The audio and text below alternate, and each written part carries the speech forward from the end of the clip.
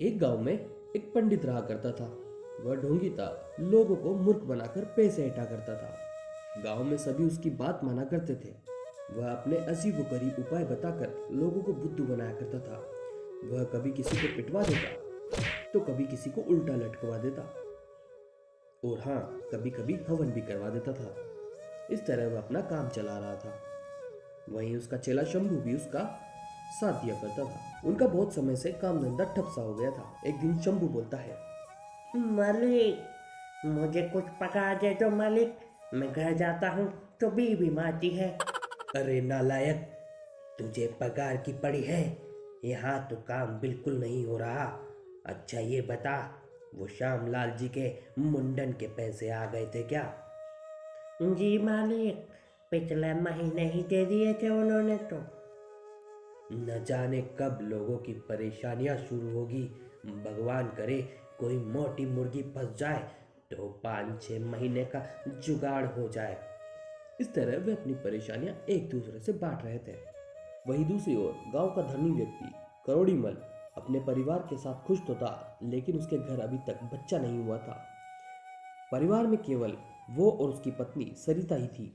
एक दिन वह अपनी पत्नी से बोलता है, अरे भगवान, अगर तुम कहो तो पंडित जी के पास जाकर हमारे बच्चे की बात करूं।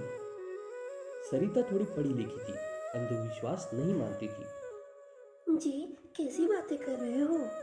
इससे अच्छा तो हमको शहर जाके अच्छे से डॉक्टर का इलाज करवाना चाहिए। अरे तुम नहीं जानती पंडित जी को, वो साक्षात भगवान का रूप है। एक बार पिताजी को दस्त लगे हुए थे।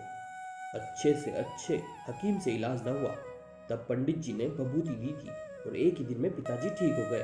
ठीक है, जैसी आपकी इच्छा, चले जाइए, पूछ आइए। आप कह रहे हैं तो शायद ऐसा ही हो। हमें तो सिर्फ अपने बच्चे से मतलब है। करोड़ीमल गांव के रास्ते पंडित के घर जाता है। इधर पंडित जी और शंभू उसको देखकर खुश हो जाते हैं। अरे करोड़ीमल जी, कैसे आना हुआ? कुछ नहीं भाई, पंडित जी के पास अपनी परेशानी लेकर आया हूँ। बताओ बेटा, क्या परेशानी है तुम्हारी? पंडित जी, शादी को 5 साल हो गए हैं, अभी तक कोई संतान नहीं हुई। कुछ उपाय बताओ। तुम्हारी पत्नी को भी साथ ले आते तो अच्छा होता। वह आंखें बंद करके ऐसे बोलता है, बड़ी ही परेशानी है, मुझे अपने घर ले चलो, तभी इसका इलाज निकल पाएगा। वो तीनों करोड़ीमल के घर पहुंच जाते हैं। पंडित सरिता को देखकर बोलता है, बेटा करोड़ीमल, तुम्हारी पत्नी बहुत ही खूबसूरत है, इसलिए उसके ऊपर भूत का साया है। इसका उपाय जल्द से जल्द करना होगा, वरना इसकी जान भी जा सकती है, और इसी वजह से तुम पिता भी नहीं बन पा रहे। लेकिन पंडित जी, लेकिन वेकिन कुछ नहीं करोड़ीमल, यह उस भूत का ही साया है जो मुझे रोक रहा है। तुम्हें इसको रस्सी से बांधना होगा, वरना यह भाग भी सकती है। जी पंडित जी, आप सही कह रहे हैं। सरिता अपने पति को इस बात पर यकीन करता देख उदास हो जाती है। उसको रस्सी से बांध दिया जाता है। पंडित बोलता है, बेटा करोड़ीमल, कल अमावस है, हवन की तैयारी करता हूँ, तुम पैसों का इंतजाम कर लो। पूरे 2 लाख का खर्चा लगेगा, लेकिन भूत भाग जाएगा।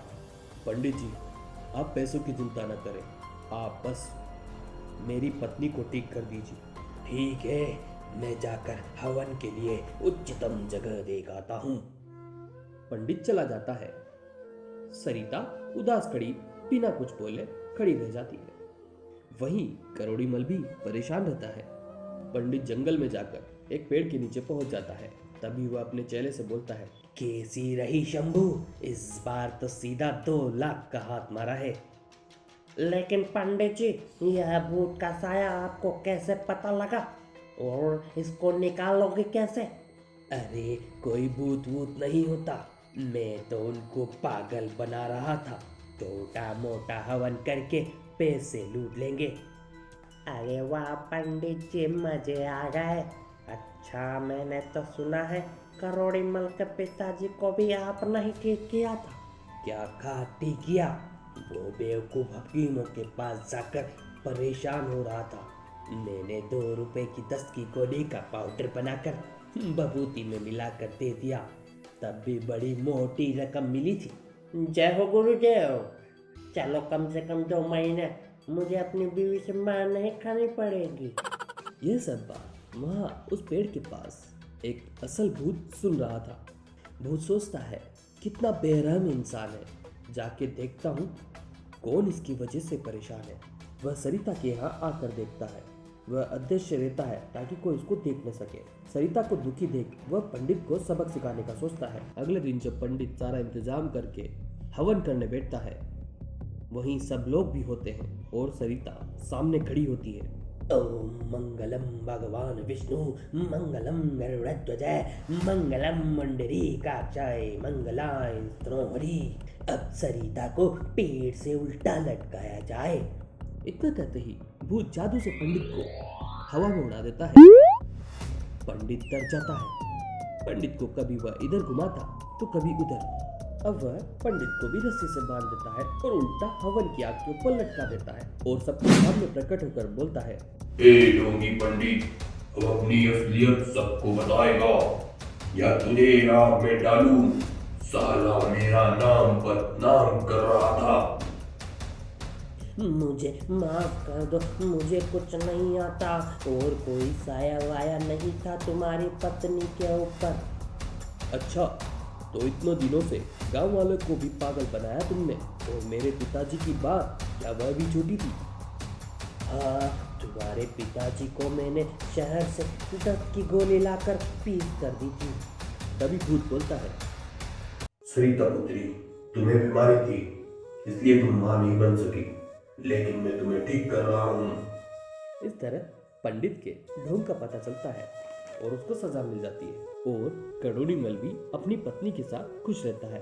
तो दोस्तों, बुराई चाहे कितनी भी ताकतवर क्यों ना हो, एक दिन उसका अंत जरूर आता है।